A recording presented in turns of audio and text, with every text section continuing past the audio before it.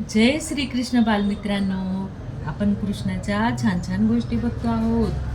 तर आता आज आपण अशी गोष्ट बघणार आहोत की श्रीकृष्ण श्रीकृष्णाची भक्तांना भेट. आजचा आपली गोष्ट आहे 48वी.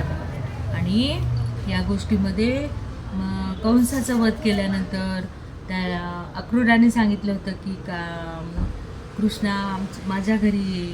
तेव्हा कृष्णाने सांगितलं की काका माझे आधी जे महत्त्वाचे काम आहे ते झाले का मी तुमच्या घरी येईल. आणि खूप जे होती तिला सरळ केलं. ती पण खूप सुंदर स्त्री झाली होती आणि तिने पण मनोकामना पूर्ण केली होती की कान्हा माझ्या घरी तू ये.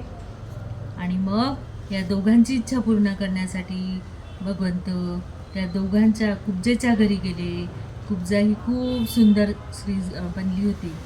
सौरंद्रीचे रूप दिले तेव्हा तिला इच्छा झाली कृष्णाने आपल्या घरी यावे, म्हणजे तिला स्वेच्छेनुसार त्यांचा स्वागत सत्कार करता येईल अशा सौरंद्री किंवा नायकिनी स्त्रिया आपले शरीर ग्राहकाला उपभोगण्याकरिता अर्पण करतात.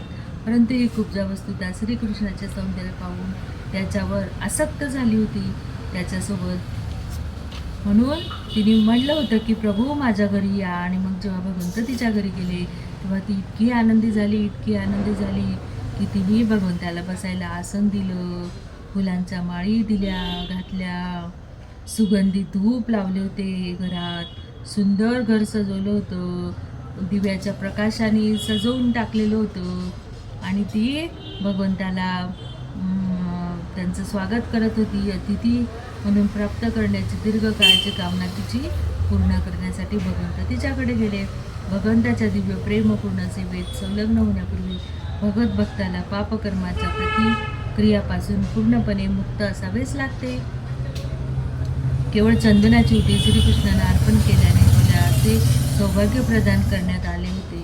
तिला इतर कोणत्याही प्रकारे श्रीकृष्णाच्या पूजेचे प्रशिक्षण प्राप्त नव्हते. म्हणून तिने आपल्या व्यवसायाने त्यांना संतुष्ट करण्याची इच्छा केली. भगवद्गीतेत म्हटले आहे की तुमच्या व्यवसायाने भगवंताची पूजा करू शकता, मात्र त्याने भगवंताच्या संतुष्टीसाठी प्रामाणिकपणे अर्पण व्हायला हवे. अशी ही कुब्जा. प्रिय कृपया तुम्ही थोडे दिवस माझ्यासोबत राहा, माझ्याबरोबर. प्रिय कमलाक्षा, मी तुम्हाला त्वरित जाऊ देणार नाही, कृपया माझी विनंती मान्य करा. आणि मग कुब्जा भगवंताच्या भूशक्तीचे प्रतिनिधित्व विनंती केली तेव्हा आपल्याला ते कसे शक्य होणार नाही हे कृष्णाने तिला समजावून सांगितले. तर अशी ही कुब्जा. अल्पकाळातच श्रीकृष्णाने अक्रूराच्या घरी पण त्याला भेट दिली आणि अक्रूर तर इतका प्रसन्न झाला, इतका खुश झाला. आणि मग त्यांनी पण आपल्या कृष्ण भगवंताची आराध्य दैवताची पाद्यपूजा केली, चरण धुतले, ते चरणाचं पाणी आपल्या कपाळ डोक्यावर शिंपडलं आणि यथासांग त्यांची गंध पुष्पे चंदन इत्यादी सर्व अर्पण केली. संतुष्ट झाले. अक्रूराने श्रीकृष्णाचे चरणकमळ स्वतःच्या मांडीवर घेतले आणि हळूवारपणे दाबू लागले. नेत्र कृष्णाच्या प्रेमाने भरून आले. तो त्यांची स्तुती करू लागला. त्यांनी एवढी स्तुती केली अक्रूराने, सर्व यादव तुमच्या या महान कार्याचे सदैव स्मरण ठेवतील. प्रभू, तुम्ही आणि बलराम असे दोघे मूळ पुरुषोत्तम आहात, सर्व कारणाचे मूळ कारण आहात, सर्व काही तुमच्यापासूनच तुमच्यापासूनच उत्पन्न आहे, तुमचे बळ अचिंत्य आहे. म्हणजे तो पण जाणत होता की हे भगवंत साक्षात विष्णू अवतारलेले आहेत. अक्रूर पुढे म्हणाला, भौतिक जगात तुम्ही तम रज सत्व अशा प्राकृतिक त्रिगुणाच्या अंतरक्रियाने अखिल सृष्टीची उत्पत्ती पालनपोषणही संहार घडून आणता. असा हा प्रभू, तुमच्या उपस्थितीने आज माझे घर मंगल झाले आहे. मी जागतिक सर्वाधिक भाग्यवान व्यक्ती आहे. आज अखिल देवता, पितर, प्राणी मात्र, सम्राट, राजे यांच्याकडून पूजनीय असे अखिलांचे परमात्मा पूर्ण पुरुषोत्तम भगवान माझ्या घरी आले आहेत. इतका खुश झाला होता अक्रूर पण. आणि मग भगवंताची स्तुती करून करून करून करून थकत नव्हता. श्रीकृष्ण पांडुपुत्राचे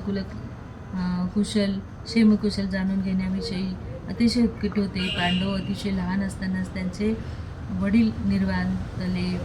पांडव थोर भक्त होते. भक्त हृदय भगवान श्रीकृष्णांना त्यांच्या क्षेमकुशलाविषयी जाणून घेण्याची फार उत्कंठा लागली होती.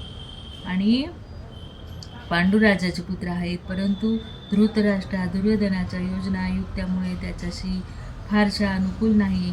कृपया तुम्ही तिकडे जा आणि धृतराष्ट्र हा पांडवाशी कसा वागत आहे त्याचे निरीक्षण करा. तुमच्या वार्तेनुसार त्यांना कशी